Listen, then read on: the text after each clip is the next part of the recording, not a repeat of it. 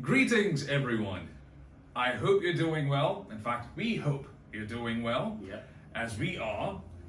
We're back again with another video talking about how effective communication takes place and what is basically the importance of being a good speaker. So, Right. More precisely, basically, thank you very much for waking me up. of course. We are talking about 7 good habits of the best speakers. Precisely talking about those who have learned English as second language, not the people who have acquired it, but they have learned it. Exactly. Yep. There's a difference. We'll talk about it some other day. Yeah, we'll do that. And the people who have learned English as a second or third language, what are the 7 good habits they guys have? And how do they behave when they transfer their communication or their language to some good listener? Rule number 1 with me? Alright. So rule number 1. The best habit of the best communicator is they are active listeners. Absolutely. Okay. I agree. There are 2 things, okay? One is active listening, the other is passive hearing. Okay. For example, we're talking to you, and meanwhile, maybe your baby is crying somewhere, or maybe there is some drilling going on in the next portion, perhaps, or maybe there is some car horn or something else. If you are focusing on us, and we would request you to focus on us over here, so you will become active listeners. So the first thing comes first, they are active listeners, not passive hearers at all. Okay? So be active listeners, please, to become the best communicators. Over to you, sir. Here, he was quite right. And the next one is sort of a complimentary fact. When you end up becoming a good listener, you need to be able to respond well as well. So they have a good choice of words or a good vocabulary bank, word bank, So having a good vocabulary has a lot of impact, when you're speaking, all right? Having a varied vocabulary helps you with talking about the same situation in different ways. And if you're able to do that, you'd be able to navigate through many tricky situations, especially interviews and a few other instances. Surely, allow me to move into it. You see, as you can see, I am rotating this thing. It is rotating around magnetic field. They have semantic field, basically. For example, let's say they're talking about, at the back you could see, it's a natural one, by the way, we have paid for it. When they talk about car, they do not repeat the same word car again and again. But what do they say? They say car, maybe they say vehicle, maybe they say conveyance, maybe they say automobile, or some other names, okay? So they have varied kind of semantic fields. Semantic means the meaning thing. They have different syntactical structures to deliver their message. So that was about you, about the 2, sorry to elaborate it more. No worries. Okay, coming to the third good habit of the people who speak fluently, who speak well, they always secure a valuable feedback from their listeners. For example, when I talk to the camera, I will take my feedback from my person who's behind the camera. I will ask him that, am I audible over there or not? Am I loud enough or not? Sorry, I'm not feeling well today. Oh, that's fine. It's okay? Yeah, itchy throats. I hope they understand that. Cool. So what they do, they take the feedback, the valuable feedback. For example, take an example that you were on a WhatsApp call and you have narrated the whole story about the grandmother. For example, if you are a granddaughter and you were talking to your mom that my my Saas and Bahu fight I'm basically talking about. Right. Okay. For example, that you are daughter-in-law and you're talking to your mother about your mother-in-law. Let me put like this. Interesting topic. So what is happening? You have spoken everything to your mom that my grandmother, my mother-in-law does this, that, these, those, and all. In the end, she said, wait, I couldn't catch you. Can you come again?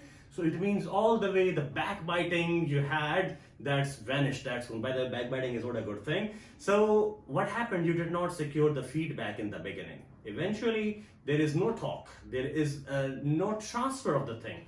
Mind you, sorry, I'm speaking more. I like to speak. Please go ahead by all means. You see, mind you that what is communication?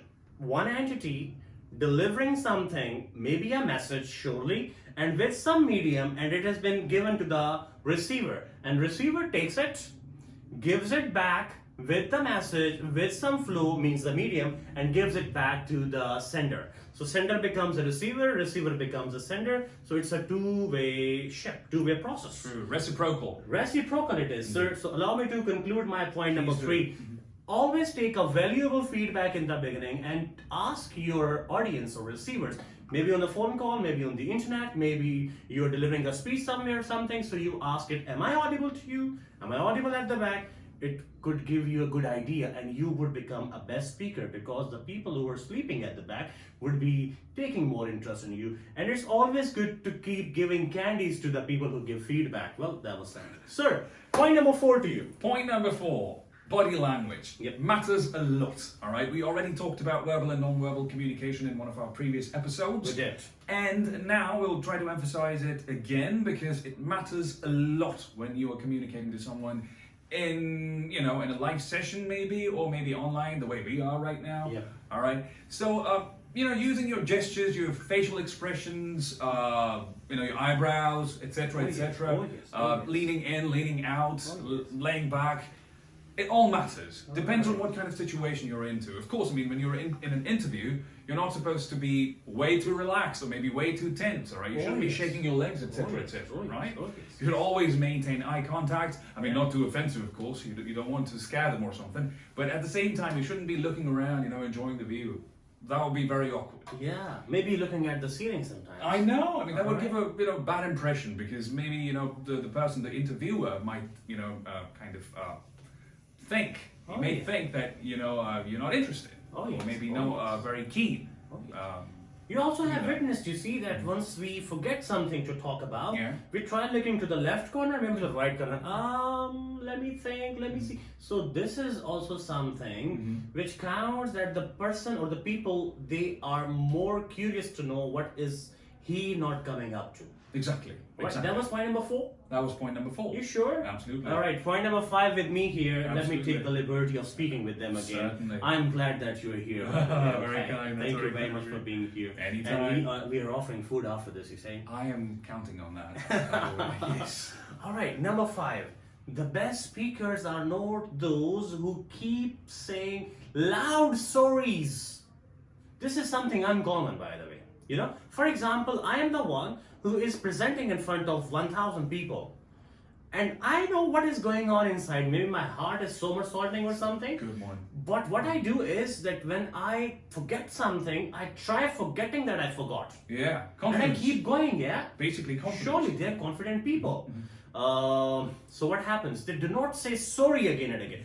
Sorry, I forgot.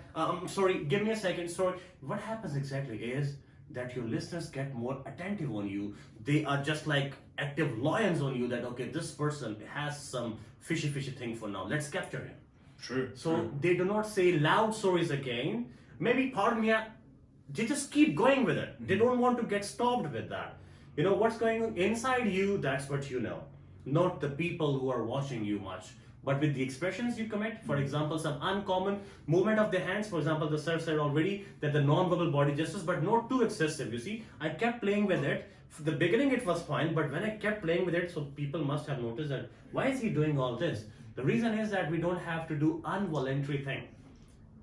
I hope I made myself You clear. did, you Did I make myself clear to you? Absolutely. I believe you did. I'm giving good points, by the way. You are. I'm super active. You should be to weekend. Yeah, maybe it is part of it. Hopefully, Sir, done with 0.5 from my side. Oh, goodness High gracious. 5 to you, and I want 6-1 from you. Point number 6. Let's get a bit more technical. Oh, yes. There is this term that is used in linguistics called register. Oh yes. Right? Indeed. So register is extremely important when you're communicating to someone. What is register? Basically, you need to consider your audience before you communicate. All right. For instance, the way you communicate to your father may not be the same the way you communicate maybe to your younger sister. All right. There's a big difference, or maybe your cousin. All right. The usual example that I give is, let's say, you wake up early morning, you see your cousin, sitting on a couch, looking outside of the window. You come from behind, you smack him on the head, and you say, "Hey, chum, what's up?" Right? That works. Oh yeah. Nothing wrong with it. Oh, yes. Now imagine your father sitting there and you doing the same to him. Well, next thing you know, he'll pull out his 45 out of his drawer and, kaboom. Maybe. Right? Yeah. You never know. You can't do that, right? Okay. So basically, whenever you're communicating, be it verbal or written, you need to ensure that you are careful about register. something that the younger generation needs to be very concerned about, because what I have observed or seen is that in different scenarios, they kind of forget how to communicate effectively, or in a way that is neither too disrespectful nor too offensive. Oh yeah. So you shouldn't be too obnoxious, nor too obsequious, if that's the right word. That is. Right. 7. Oh, 7. me. Oh. Yeah. Sorry, I lost interest. Actually, behind the scenes, someone was saying hello to me, hello to you as well. Oh, yeah. Just wait a minute, I'm just completing it. Okay. Coming back here, when I talk about point number 7, what I would like to say over here, you see, he has taken my all the. Let me just come back. Tone, maybe? No, it's, yeah. The 7 one is basically the best speakers. They understand generation gap. Oh my God, what I am up to, Yeah. For example, let's say I am 50 years old, and my grandson is 11 to 12 years old, who is into the typing so much nowadays and using such catchy, strong, small phrases. Maybe XD, maybe TTYL, or maybe something like that, which I cannot catch. And my grandfather says, "Hello, where are you?" And I say, uncle, not uncle basically, grandfather, TTYL, and that's it. And he may get, the same thing, kaboom, which you said. Maybe he says, "What did you say? Tatel? What was that?" So he may not be able to understand the thing which you speak to your buddies may not suit to the higher generation you are talking to. Okay, so you don't speak the same the way you write. Okay, for example, ASAP, that is a common one, so that is being used with everyone now. As soon as possible, you just put it in a short one. But I say in the class, for example, Ismail, Ishaq, etc. were present. We don't say etc, we speak it exactly and we say etc. So let me recapitulate my point with you. You understand the cultural makeup, you understand the generation makeup, you also understand that the one you are talking to, does he completely understand the point sir said, jargon, that you're speaking something? Okay, for example, I think no more examples. No more examples. We're done for today. Actually, let's not talk so much about it. So these were the 7 points which we had to give you. If you have some recapitulating talk or something, you want to say anything else? Well, I believe that's it for today. As far as you're interested, as long as you're interested, we would extend the invitation. If you want to meet us up, you can always come here, to Sector I8 Islamabad, or you can always contact us via Instagram, Facebook pages. We have Academia Oraculum International and Gateway Study Links, actively participating in different activities, day-to-day activities. We have something coming up very soon. We'll make a separate or prepare a separate video for it. We'll invite you over, and that's it from our end. That's it from our side. I think I gave 4 points and you gave 3 points. Yeah, well, not, All right, the upcoming video is about the bad habits of the people who speak. These were about the 7 good habits. Now we'll talk about 7 deadly sins spoken by Shakespeare once. Anyhow, so we'll be back with you. Thank you very much for patient hearing. I will see you around. Bye-bye. Adios.